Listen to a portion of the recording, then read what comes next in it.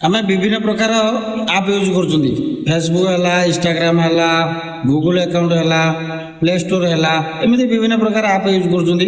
ସମସ୍ତଙ୍କ ପାଖରେ ପାସୱାର୍ଡ଼ ମନେ ନଥାଏ ବା ଖାତାରେ କେହି ଲେଖିକି ରଖନ୍ତି ନାହିଁ। ଆପଣମାନଙ୍କୁ ଆଜି ଶିଖେଇବି ଗୋଟେ ତରିକା, ଯେତେ ରକମ ଆପ୍ ୟୁଜ୍ କରୁଛନ୍ତି ତାର ପାସୱାର୍ଡ଼ କେମିତି ଆମେ ପାଇପାରିବା। ସବୁବେଳେ କହିଛି ସୁନ୍ଦର କମେଣ୍ଟ କରନ୍ତୁ, ଲାଇକ୍ କରନ୍ତୁ, ସାଙ୍ଗମାନଙ୍କୁ ସେୟାର କରନ୍ତୁ, ଆଉ ଭିଡ଼ିଓକୁ ସେଭ୍ କରି ରଖନ୍ତୁ। ସେଭ୍ କରି ରଖିଲେ ଦିବାର ଦେଖିକି ଶିଖିପାରିବେ। ଆଉ ଚ୍ୟାନେଲକୁ ଫଲୋ କରନ୍ତୁ। ଫଲୋ କଲେ ଏଇଭଳି ନୂଆ ନୂଆ ଭିଡ଼ିଓ ଆପଣଙ୍କ ପାଖକୁ ନୋଟିଫିକେସନ ପ୍ରଥମ ପହଞ୍ଚିବ। ଆସନ୍ତୁ ଯିବା ରାଜେନ୍ଦ୍ର ବାରିକ ରାଜୁ ଚ୍ୟାନେଲ ସ୍କ୍ରିନ୍ ଉପରକୁ। କେମିତି ପାସୱାର୍ଡ଼ ଆମେ ସବୁ ରକମ ପାସୱାର୍ଡ଼ ଆମ ପାଖରେ ହିଁ ଅଛି, ଆମେ ପାଇପାରିବା। ଆସନ୍ତୁ ଯିବା ରାଜେନ୍ଦ୍ର ବାରିକ ରାଜୁ ଚ୍ୟାନେଲ ସ୍କ୍ରିନ୍ ଉପରକୁ। ଏ ସେଟିଂ ଓପନ୍ କଲେ ସେଟିଂର ଆମେ ଯିବା ଏଠି ଗୁଗୁଲ ଓପନ୍ କରିବା। ଗୁଗୁଲ ଓପନ୍ କଲେ ଗୁଗୁଲ ଓପନ୍ କରିକି ଏଠି ଯେଉଁ ଅଏଲ୍ ସର୍ଭିସ୍ ଅଛି ମୁଁ ଆପଣମାନଙ୍କୁ ଦେଖାଉଛି। ଅଲ୍ ସର୍ଭିସ୍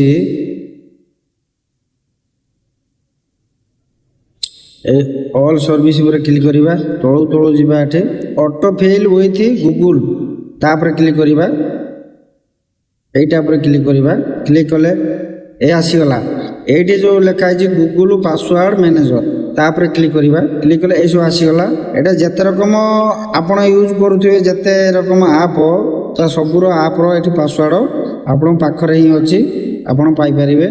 মু সপোজ আপনার দেখছি, আপনার এটি দেখছি ফেসবুক ওপন কলি, এটা হল এই আসিগলা পাসওয়ার্ড। দেখুন এই যে আইচিহ্ন অছি, আইচিহ্ন এটি ক্লিক কলে আপনার পাসওয়ার্ড পাইপারে। দেখলে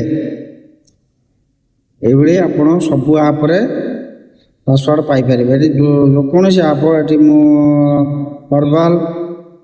হরবাল লাইফ সপর ক্লিক করছি। দেখুন আপনার এটি মোর পাসওয়ার্ড। এইভাবে আপনার যেতে আপ ইউজ করুথিবে এইটি আপনার পাসওয়ার্ড পাইপারে। যদি ভিডিওটি ভালো লাগিছে তাহলে সুন্দর কমেন্ট করুন, লাইক করুন, সাংবাদিক সেয়ার করুন। জয় জগন্নাথ।